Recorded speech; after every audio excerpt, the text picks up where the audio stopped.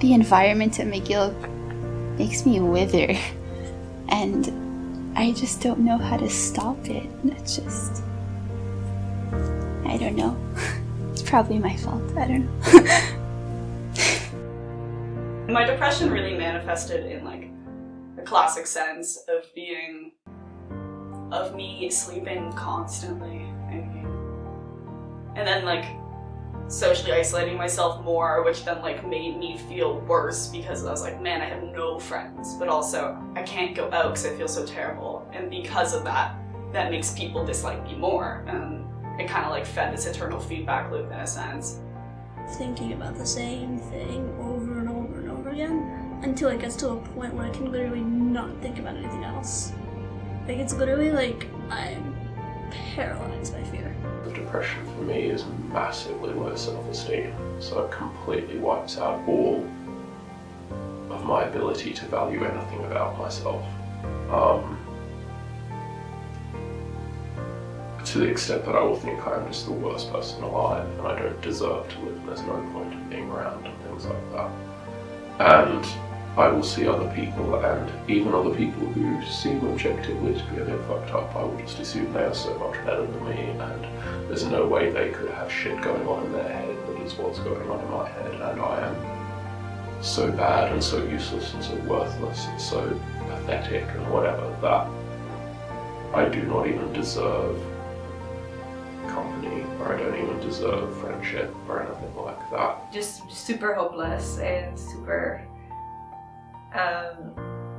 just defeated and not wanting to live, and actually thinking about dying quite on a regular basis. And that's why all like self-harm and self-destruction didn't really feel like a big deal, because at some point you think that you're just not going to make it. My mom's mother passed, and it was more than 4 years ago. It was before I started my first year here at McGill, and that pretty much has traumatized me. And not only had I looked to quit, I also had a plan to commit suicide.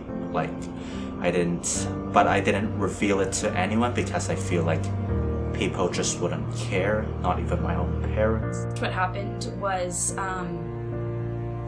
I had a member of my school take his life, and the community just reacted in such a way that I realized that if I wanted to go down that same path, that it wasn't worth it, and that people do care. And so for me, that was a really, really big turning point in my mental health journey.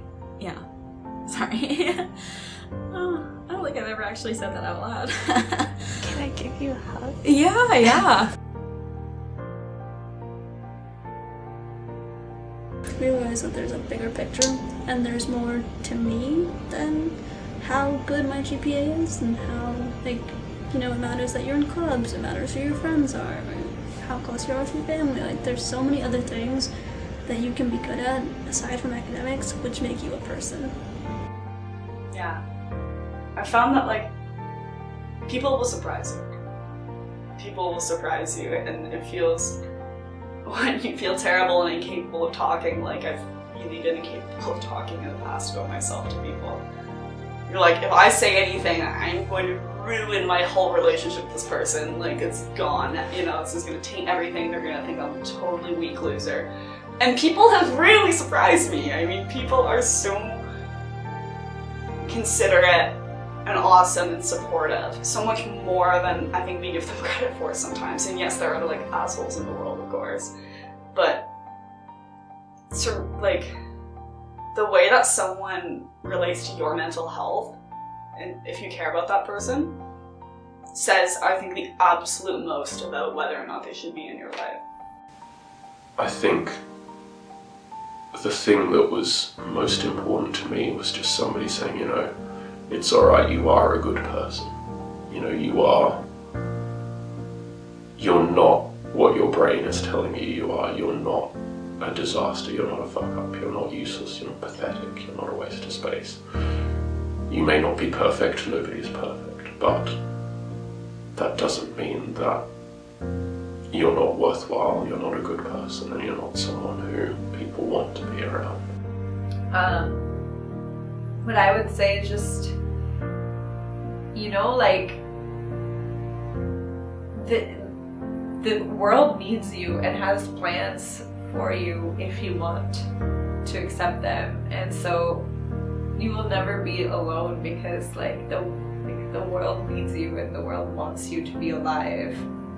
Being in communities of people that have similar experiences to you is like the most important, especially at places like McGill. I mean, we all kind of, our lives are all structured in a similar sense. We all have a lot of stuff in common.